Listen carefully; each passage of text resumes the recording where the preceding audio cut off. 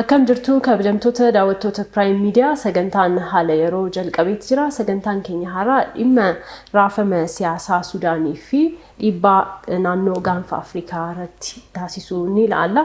Kana irrattis keessumaa affeerree jira obbo John Ahmed jedhamu xiinxalaa siyaasaa akkasumas Politics and International Relations baratanii waamicha keenya kabajdanii stuudiyoo keenyatti waan argamtaniif galatoomaa baga nagaan dhuftani.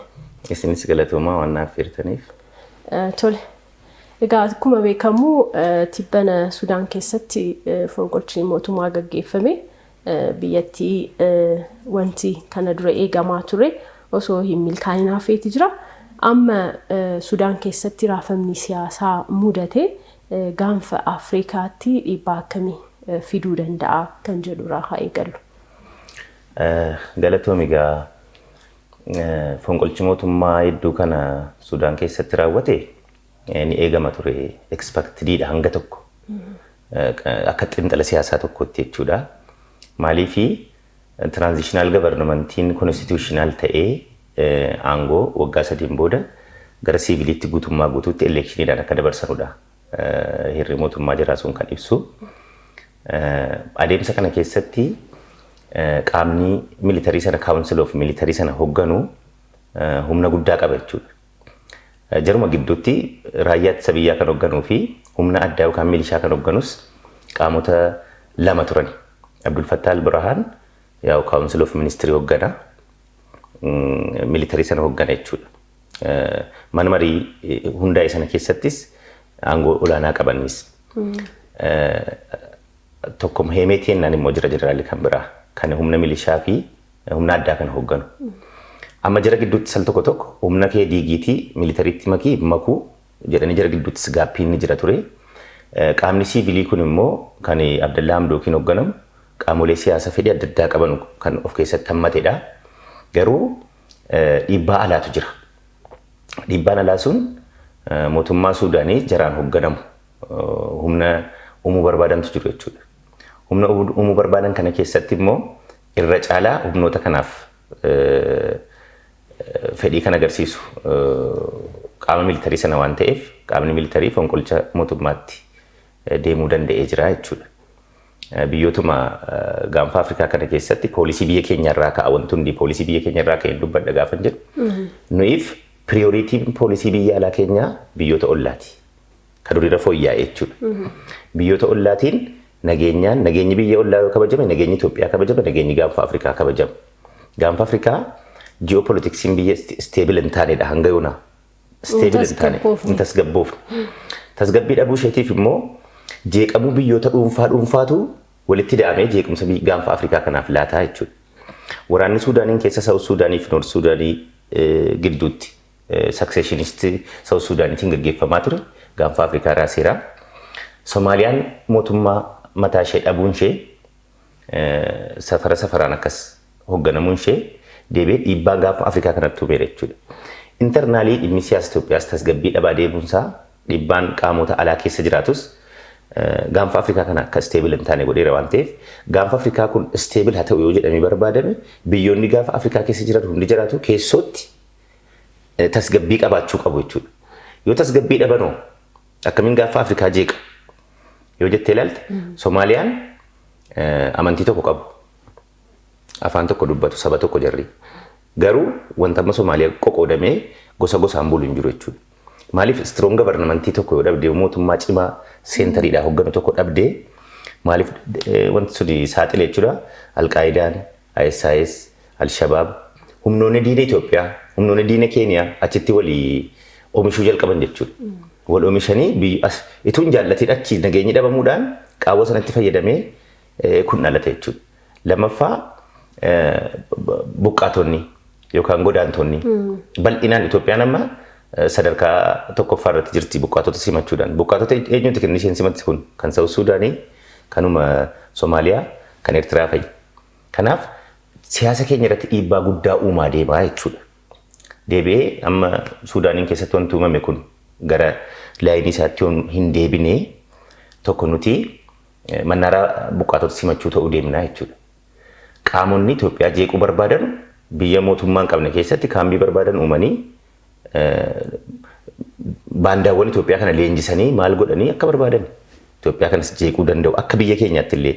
Kanaaf poolisiidhuma keenya irraa yookaan ilaallee tasgabbaa'uu Suudaanii fi mootummaa cimaa qabaachuu Suudaantu Itoophiyaa fayyada malee gaanfa Afrikaa fayyada malee wanta maraawwate kun hin fayyadu. Maaliif tokko kaleessa dhageesseetti yoo ta'e gamtaan Awurooppaa qoqqobbii diinagdee irra kaa'eera. Qoqqobbii biraas nan dabala jedheera. Gamtaan Afrikaa baaseera of keessaa jechuudha. Waan an keessa jiru hunda keessatti hirmaattan jedhee walii gala cufe. Kana jechuun mariin hidha haaromsaa illee gamtaa Afrikaatiin hoogganamaa waan ta'eef achirratti hirmaachuu hin dandeessu Suudaan jechuudha. Waan gamtaan Afrikaa hooggan hunda keessatti hirmaachuu hin dandeessu. Kanaaf naannee nurrattis waan mariidhaan furuudhaa deemnu sanarrattis murteen kun bilaakmeeyil godhee deemaa danda'a jechuudha. Dhiibbaa nurratti uumaa deema waan ta'eef gaanfi Afrikaa akka hin tasgabboofneef siyaasni tokkoon biyya kan Suudaanii qofaa miti. Tasgabbaa'uun murteessaadha. Yoo tasgabbiin achi hin jiraan gaanfa Afrikaas tasgabbaa'uu hin danda'u jechuudha. Yoo Itoophiyaan hin tasgabboofne gaanfa Afrikaa tasgabbaa'uu hin danda'u jechuudha. Yoo Eertiraan hin tasgabboofne akkas waan ta'eef naannee ji'oopolitiksii gaanfa Afrikaa kana tasgabbeessuudhaaf mootummaan Suudaan cimaa jiraachuun kallattiidhuma amma addunyaan kaa'aruun gara siviiliitti darbaa yoo deeme gaariidha waan jedhuun qaba jechuudha. Inni kan biraa akkuma beekamu bara 2018tti lammiileen Suudaan qaala'insa jireenyaa, qaala'insa gatiin daabboo dabaluu, gatiin boba'aa dabaluu waliin wal qabatee mormiidhaaf addabaabaayii bahuun isaanii ni yaadatama. Mormiin isaanis waggoota 30 kan biyya bulchaa turan Umar Hassan Albashir aangoo irraa fonqolcheera. Yeroo aangoo sanarraa fonqol mootummaan Umar Hassan Albashir yeroo aangoo irraa ka'u akkuma jalqaba kaastanii ce'umsa mootummaa siviiliif karaa bana jedhamee abdiin itti kennamee ture. Biyyattiinis lammiileenis akkasumas hawaasni idil addunyaas abdii horatee ture. Garuu abdiin sun amma immoo deebi'ee fashalaa'ee jira. Egaa biyyattii keessatti raafama argine uumamee jira. Kun biyyattii garamitti geessaa? Amma dhaabbileen idil addunyaa hawaasni idil addunyaa qoqqobbii garaagaraa kaa'aatii jiru. Biyyattiidhaaf kun dhiibbaa akkamii geessisa? Egaan raafamni siyaasa biyya tokkoo waan lamarraa ka'a. Inni jalqabaa rakkoo keessooti. Yeroo kamuu rakkoo keessoorraa ka'a. Qaala'insa jireenyaati jettu. Dimokiraasummaa dhabuu, qabiinsa mirga namoomaa biyya keessatti mootummaan gaggeessu sana jechuudha. Hojii dhabdummaa hir'isuu dadhabee wanta akkanaa qaala'insi infileeshinii wanta yeroo daddabalamaa deemee keessoodha uummata mootummaa isaatti fincilu uumaa jechuudha. Rakkoo keessoo kana tasgabbeessuu yoo dadhabe yoo hoogganuu dadhabee maaliif qaawwa bana lammaffaa qaamni alaa immoo akka harkatti kaa'u bana. Rakkoo alaarraa rakkoo keessooti ka'umsi rakkoo hundaa jechuudha. Suudaan rakkoo keessoo qunnameera. Rakkoo keessoo sana immoo qaamni alaas harkatti kaa'ee mootummaa waggaa 30 aangorra ture aangorraa fonqolchuu danda'eera. Akkuma tetteega fonqolcheenis mootummaan ce'umsaa hundaa'eera. Kan miilitariis of keessaa qabu siviiliis qabu. Siviilichaaf garuu kan bakka bal'isaa deemu. Waggaa 3 booda immoo filannoon gaggeeffamee aangoon guutuun gara siviiliitti kan darbu kiliirlii kan kaa'ee ture jechuudha. Abdiis kan irratti gatame mootummaan Itoophiyaas uummata isaa obboleessa bira dhaabatee yeroo sanatti baay'ee jechuudha. Wabii ta'ee maal ta'ee rakkoon sun akka inni hin babal'anne akka inni furamu gahee adda durummaa baanne kunis nurraa eegama ture jechuudha. Haa ta'uti rakkoon amma fonqolcha mootummaa gaggeeffame gamtaan Afrikaa jennoon ni fudhates gaariidha. Gamtaadha Afrikaa hundarraa ijaaramee jira. Garuu yoo ilaalte fonqolchi mootummaa kun dabalaa deemaara. Maalitti ni gaggeeffame? Giiniitti dheengadda ni gaggeeffame? Amma Suudaanitti gaggeeffame? Gamtoomti Afrikaa kun mootummaa dimokiraatawaadhaan filatamee deemu uumaa deemuudha kan isaa galmi isaanii guddaan. Garuu faallaa ta'aa deemaara waan ta'eef ejjennoo kanarra cimaayyuu qabataa deemuu danda'u qaba. Maaliif aangoon mootummaa siviiliitti kan darbaa deemuu qabu yoo mootummaa militariitti ta'e naashinaali kun beekamaadha. Diktaatar siistamiitu uumamaa qabiinsi mirga namoomaas du'aa deemaa kun kiliirliidha bakka. Kanaaf gara mootummaa siviiliitti ce'aa deemuu qaba malee haalli Suudaan keessatti uumame kun tokko tasgabbii uummata Suudaanis ni dhabsiise jechuudha. Uummatni obbolaan Suudaan immoo tasgabbii dhabuun rakkoon jarri irratti fincilan qaala'insa jireenyaati. Mirga dimokiraasii dhabuudha. Qabiinsa mirga namummaa waan adda addaati. Amma kan isa caalu badaa deemuuf deema jechuudha malee sirraa deemaa hin jiru. Achiin naannoo Daarfuurii rakkoo jira.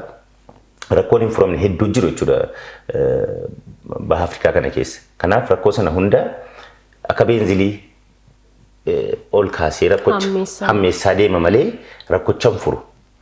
Qoqqobbii namarra kaa'amus uummanni qaala'insa jireenyaa himataarraa ittuu isa sana dabala malee hin hir'isu jechuudha. Kanaaf ani akkuma gamtaanii Afrikaa jedhee wanti sun bakkatti deebi'ee aangoon siivilii hirka galee yoo deemaa deeme malee galma qabatameenis faallaa ta'a deemaa jechuudha. Uummanni Sudaanis hiraaraa jiraachuuf deema waan ta'eef kun Sudaanittis ni miidhaa, nus ni miidhaa, baha Afrikaas ni miidha jechuudha. Uummanni Sudaanis waan fayyadu hin qabu. Tole. Egaa inni kan biraa Sudaan keessa siyaasa Sudaan keessa giddu seentummaan alaa ni jira jedhamee himama. Rakkoo amma biyyattii keessatti uumameef eenyutu duuba jira jedhamee shakkama? Wanta kana akkamitti ilaaltaa? Siyaasni Sudaanii yeroo baay'ee harka dheeraa maalii qabaa? Seenaa sana dubbeedhaa kaaftee ilaaluu dandeessu. Otomaan Turk Ijiptiin to'attee turte. Zan mootummaan Otomaan Turk Ijiptii irratti hundaa'e immoo Sudaanii kanas amala to'achuu qaba yeroo baay'ee jechuudha.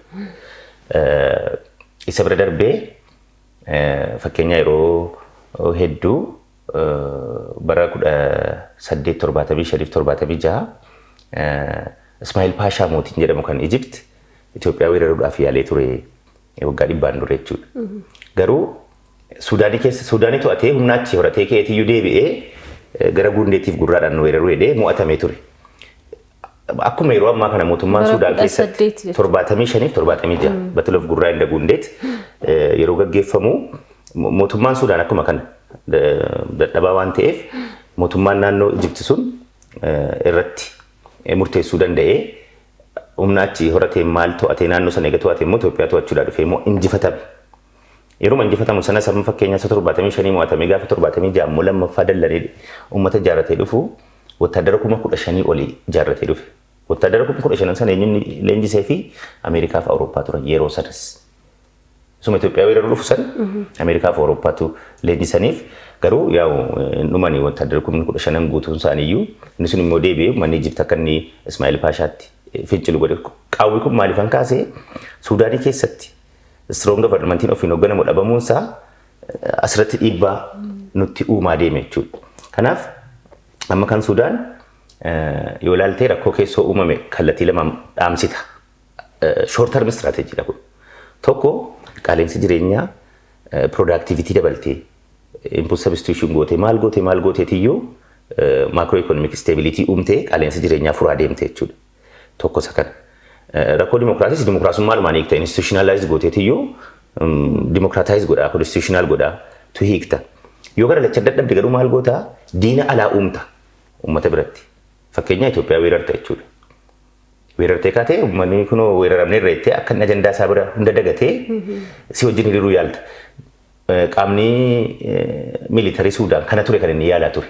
Ajandaa hunda Itoophiyaa daangaa weeraranii Itoophiyaa waraana jalqabdeennaan achi keessaan qaamni biraa akkas ajandaa uummatichaa tootaalii daayivert gochuudhaaf yaalee ture. Inni milkoofne Itoophiyaan waraanatti galuu didde. Ani mariidhaan hin furadha rakkoo koo jettee. Kun hundimaanni fedhii qaama biraatu jira jechuudha. Kan jarri weestarnii fedhiin jara beekamaadha. Mootummaa ce'umsaa ijaaruu ni barbaadu. Garuu nation building hin danda'an jirri. In history western nation build godhanii beekama. Iraaqitti isa barbaadan kuffisan nation garuu building goone. Afgaanistaan isa barbaadan kuffisan nation building goone. Somaaliyaa weerara maal godhan nation building goone. Nation asirratti nation building yookiin ijaarsa biyyaa fi ijaarsa mootummaa kan jedhu irratti. Amma ijaarsa biyyaa biyyi tokko soosaayitiin si ilaalama tokko qabaatee ilaalchi biyyoolessaa wal fakkaataa qabaatee sadarkaa waan waloo isaarratti walii galee deeme nation buildingidha. Isteetiin immoo mootummaadha. Mootummaa jechuun immoo jaarmiyaaleedha. Institushiniiwwan dhaabbilee isaa ijaaraman strong ta'een kan mootummaa ta'u. Jarri kaayyoo jira malee isteetiinis neeshiniinis foorma ta'ee dhiisee none of their business succeedis godhanii hin beekan. Kanaaf amma harka keessa galanii gidduu sananii mootummaa Sudaan ijaaruu keessattis hanga tokko contribute godhaniiru fail godhe jira jechuudha. Afgaanistaanittis yoo ilaalte fail godhe. Iraaqittis yoo ilaalte feel godhe. Somaaliyaattis dur feel godheera jechuudha. Kanaaf giddu seentummaan qaama biraa jira jechuudha. Giddu seentummaan irra caalaa nuyiif akka uummata nageenya ijaaruu barbaadu akka uummata biyyoota ollaa isaatii wajjin nageenya ijaaruu barbaadutti kiliirlii ekeleen diina jennee waan farrajnu hin qabnu. Maaliif mariidhaan furra kaayyoo jedhu qabna waan ta'eef garuu giddu seentummaan jiru aniifati maqaa dha'uu baannus kiliirlii jira jechuudha. Kiliirlii waan jirudha. Asuma biyyootuma ollaatu kan fakkeenyaaf waa'ee daangaatii yoo wal qabsiifte kan keenya daangaa qabatanii jiru. Gara Suudaanii nutti galanii daangaa kiiloomeetirii hedduu qabatanii jiru jechuudha. Garuu kan dhimma sana akkasum ta'u godhee hidha haaromsaatiin wal qabatee akka jeequmsi wayii uumamuuf qaama biraati. Fedhii uummata Suudaanii miti wanti sun. Qaamni sun garuu si dhibaa lafa amma jedhe qabatanii ol kan Suudaan qabatee jira ofuma ammoo. Ofumaafu garuu ajandaan sun fedhii uummata Suudaanii gaafatti uummanni Suudaan nageenya wajjin qofa Itoophiyaa wajjin kan jiraachuu barbaadu. Ajandaa qaama biraati jechuudha. Raawwiin fonqolcha mootummaas akkuma sana. Akkuma laficha mootummaa Itoophiyaa jala jiru kan sichi mariidhaan furanu daangaan hin baane kiliirlii wanti sararamee baafaman jiru ka'umsa tokkoo isaa garuu akkas jedhi sana godhan akkuma godhame sana fonqolchicha keessattis qaamni dubbeedhaa hoogganaa akka jiru kiliirlii ifaadhaa jechuudha. Qaamni isaaf hoogganamu. Qaamni isaaf hoogganamu akka inni uumamu barbaade akka godhe kiliirlii yaaduu hin danda'ama jechuudha. Inni kan biraa amma biyyattii keessatti aangoo kan qabate akkuma beekamu humna waraanaati. Kana duras mootummaa siviilii hooggansa siviilii wajjin walii galuu dadhabanii egaa fonqolchi kun raawwatamee jira. Egaa humni waraanaa aangoo qabachuun isaa kun Itoophiyaa irratti dhiibbaa geessisuu danda'a keessattuu amma kan kaastan dhimma daangaa fi hidha guddicha walii wal qabatee ammallee walii galtee irra hin ga'amne kanaa wajjin akkamitti ilaalama? Egaani tarsiimoo biyya alaa Itoophiyaa kan amma riifoorm ta'ee poolisiidhaan appideet ta'e isarra dhaabbanneeti kan dubbannu. Tarsiimoon biyya alaa keenya maal jedhaa? Biyyoota ollaa wajjin nageenyaan jaalalaan ikonomik integreeshin uumuudhaan piriyooritii kenneeti biyyoota ollaatiif kan inni ka'umsumsiisaa jechuudha. Kanaaf nuyi fi tarsiimoo biyya alaa walitti dhufeen biyya alaa keessatti jara weestarnii yookaan jara miidilistiitu hin ta'in jalqaba ollaawwan keenyadha. Kan inni dursa kennu jechuudha tarsiimoon biyya alaa keenya. Kana keessatti maal jechuufanii Suudaanii keessattis miilitarii na qabatu, siviilii na qabatu, inni waa'ee dhimma jiraati, dhimma dhuunfaa jiraati. Haa ta'uutii uummata Suudaanii jennaan mootummaan cimaan, mootummaan itti gaafatamummaa qabu, mootummaan strong ta'e kanatti wajjin baargeen gochuu dandeessu jiraachuu isaanii barbaanna. Hadhas boris kun ejjennoo mootummaa Itoophiyaati saayintifikaalii sirriidha kun ta'uus kan qabudha jechuudha. Garuu mootummaan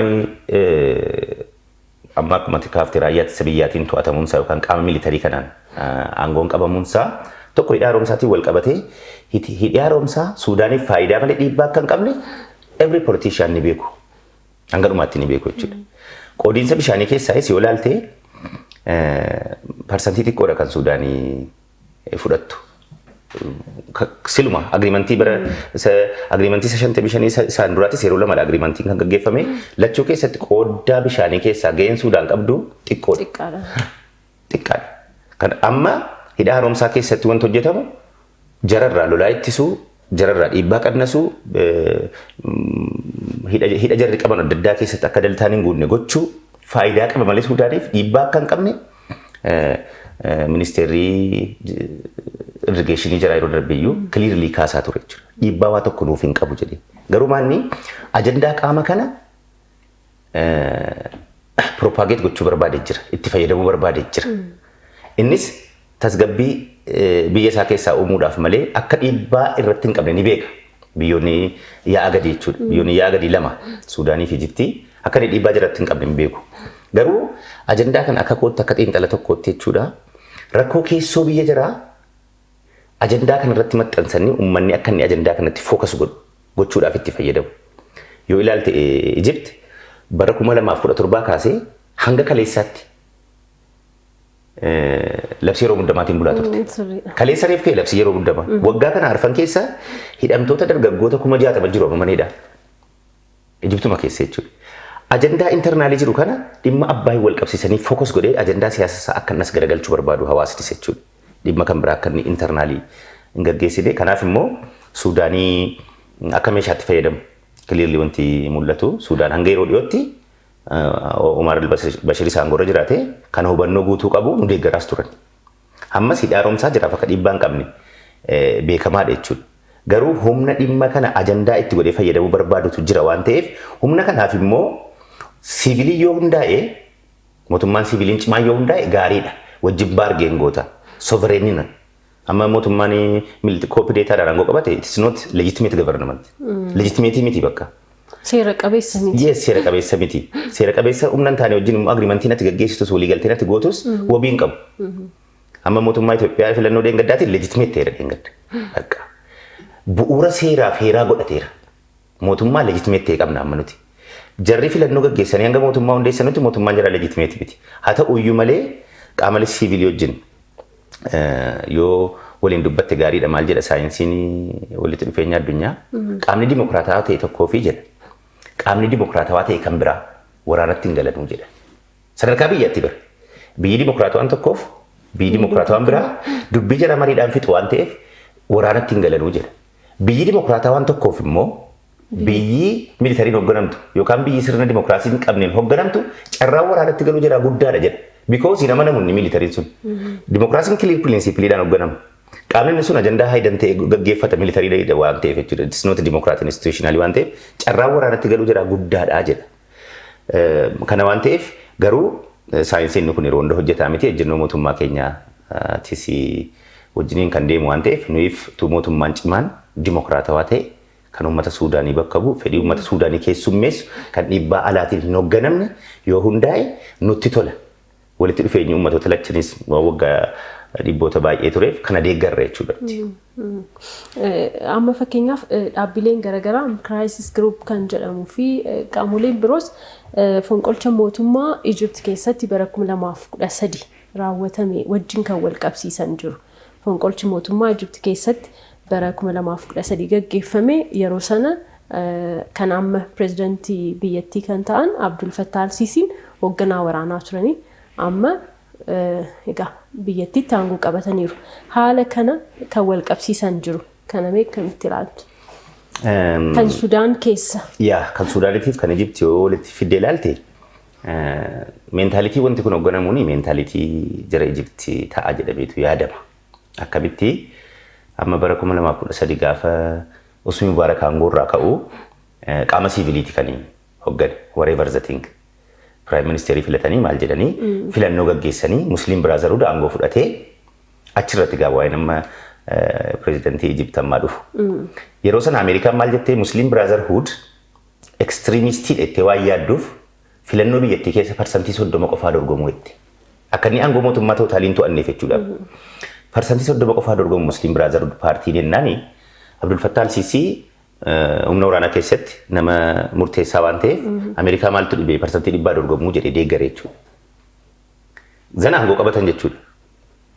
Gaafa aangoo qabatanii ka'anuu qaama san siyaaya wajjin ta'uudhaan gaafa pirezidaantii Mursiin dura bu'aa Alqaayidaatiin bilbilaa waliin dubbatanu sagalee fudhatanii uummata addunyaatti kennanii uummanni addunyaas teeroristiidha namichi waan jedhu qabatee Egypt fighting terrorism jedhaniiti kan jirri. Revolutionii biraa gaggeessanii militariin to'ate ammas. Militariin to'ate waggaa kana keessan filannoo gaggeessaa jedhe. Alas maal godhe Abdul Fattah al-Sisi uummatatti dhukaasu jedhe siyaasa fayyadamananii foormulaadha jechuudha. Qumaara wantichi. Zan uummanni militarii jaallate jechuudha dabalate bicuu militariin Egypt akka Suudaanii miti indipendentiidha xiqqoo Ameerikaadhaan deeggaramaa baajata mootummaa Ameerikaatiin hoogganamaa innis yaa'u baajata wayisii kenneeran jechuun si hooggana jechuudha abbichi. Institutionally garuu xiqqoo institutionalized dha. Sada booda maal godhee gaafa filannoo uummata siviilii jedhamu militarii maaragii isaa lafa kaa'ee an siviilii jedhee dhufee pirezidaantii dorgomee injifate. The same is true maybe formulaa sana maybe wanti waan kana gorsaa olaanaa isaa ta'e kan fayyadamu jiru waan ta'eef formulaa kana waliin laalla geenye laalla gaafa yoo mootummaa ce'umsaa irra mootummaa filannoodhaan gaggeeffamu waggaa kana keessa filannoon gaggeessa bara 2022 I think waan akka seedanii ibsa kennanii turanii gaafas siivilii ta'anii pirezidantummaa dorgomuuf malee jechuudha. Kanaaf wal fakkeessu namoonni right kanaan xiinxala isaatii wal qabsiisanii baay'ee barreessaa turanis dubbisaan ture. Akka gaafiitti kaa'u wal fakkaataa formulaachii fudhatanii taa'aa jedhanii waan adda addaa kaa'aniiru. Garuu kan Ijiptii wanti bichuu adda godhu qoqqobbiin gurguddaan akkanaa irratti hin gatamne yeroo Ijipti irratti carraa kan uumeef Abdul Fattah al-Siisiidhaafis yaa'u fedhii jara dhihaatii waan ta'eef wanti naangootti dhufes garaagarummaa kana qabaata malee wanti wal fakkeessus jira jechuudha. Tole. Kan biraa egaa sadhumaa kan laallu tarii waraana amma kaaba biyyattii biyya keenya keessa jiru waliin wal qabate irratti dhiibbaa qabaa yookiin haala biyya keessa jiru hammeessuu danda'a? Akkamitti ilaalama kun? Ammanni kun ajandaa sila sii kaase sanaa wajjin wal fakkaate jechuudha.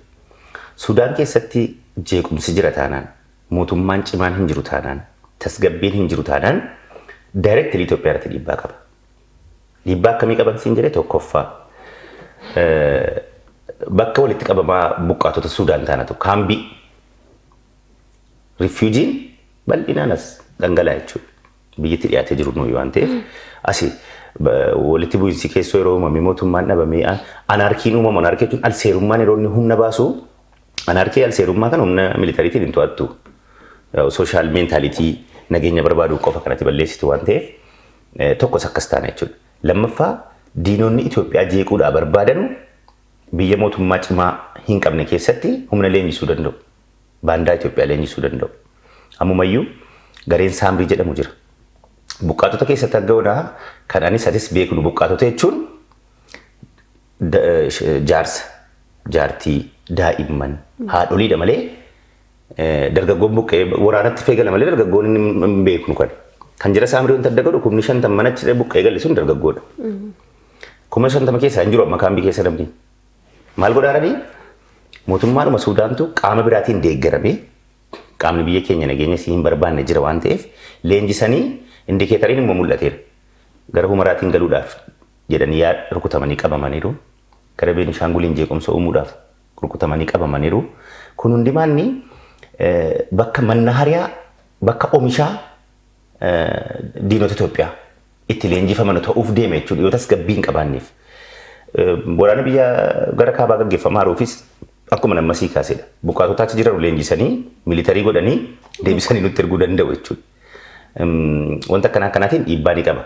Garuu inni guddaan nuti kan waraanaa jiru silas warra kaabaa qofaa miti humna dubbee jiraa jirudha. Uummanni Itoophiyaa immoo tokko taanaan akka kana injifatu an shakkii hin qabu. Garuu naannee akka waliigalaatti Suudaan tasgabbii dhabde nuuf dhiibbaa qaba. Isa kaabaa irratti isa ta'u isa kan kibbaa kan Beenishaangul kan Gaambeellaa maal leenjisuu danda'a jechuudha. Qaamni adda addaa intarastii qaba waan ta'eef Itoophiyaa kana balleessuudhaaf Itoophiyaa kana diiguudhaaf akka kaambii tokkotti fayyadamuu danda'a.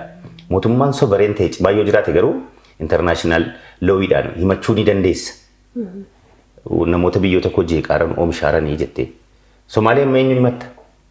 Inni danda'e uummata isaa to'ate biyya isaan to'anneeti yoo Alshabaab achitti oomishame yoo qaamni shanee wayii achitti leenjii yookaan qaamni biraa achitti eenyuun himatta? Ammallee mootummaa qolee baatee himatamu geenye waan ta'eef jechuudha. Akkuma sana Suudaanii keessattis rakkoo kanatu qunnamuudhaa mala yoo yeroodhaan rakkoon kun furamee gara tasgabbii fi mootummaa cimaa hunda galeessa ta'e hundeessuutti yoo jarri hin gallee isa kaabaa qofatu hin ta'in bakka adda addaatti rakkoowwan akka hammaatiin maaliif kooriidariin warra Suudaanii walitti nu fidu cufaadha. Itu banaa ta'e qaamni biraa hanga kamitti akka inni deemee nu miidhuu danda'u hanga kamitti akka inni hidhachiiseedhas kanaan dura. Hidhachiiseera. Qaama biraatti Suudaanii keessaa hidhachiise garuu. Suudaan humna guddaa akka kana nama hidhachiisu maal jechuun Itoophiyaa irratti akka duulu. Yaa qaamni sun akka Itoophiyaa irratti duuluuf humni biraa Suudaanii keessaa hidhachiiseera. Qaama kaabaa kana. Malee Suudaan qaala'insa jireenya uummata ishee wanti ni hiikne biyya wayii hidhachiiftee maal gochee humna guddaa akkasiis hin qaban. Humna sana kan ijaaree maal godhee meeshaa kennee garuu akka Itoophiyaan diigamtuuf godhaa ture ni jira. Amma kooriidariin sun cufaadha. Kooriidariin cufaa qofatu ta'uu hin ta'in buqqaatotas ta'u lammiilee Itoophiyaa achi keessa jiran sammuu jara leenjisuudhaan daayivarti maayindi seetu gochuudhaan akka jara Itoophiyaa irratti dhiibbaa uuman gochuu danda'u. Siyaasni gaafa Afrikaa yoo tasgabboofne immoo naannee Itoophiyaa irrattis dhiibbaa guddaa qaba waan ta'eef sakaabaa qofatu hin ta'in bakkuma oomisha diinota keenya ta'uudhaan mala yoo Suudaanii keessa mootummaan cimaan hin jiraanne jechuudha. Ija kanaan ilaalla. Tole. Obbo John Ahmed turtii Prime haala yeroo Prime waliin taasiftaniif hedduu siin galateeffanna. Kabajamtoota daawwattoota Prime Media sagantaan haala yeroo raafama siyaasaa Suudaanii fi akkasumas dhiibbaa gaanfa Afrikaa irratti qabu haala kanaan ilaalleerra. Torban immoo mata duree biraatiin walitti deebinaan faana turtaniif hedduu siin galateeffanna. Nagaatti.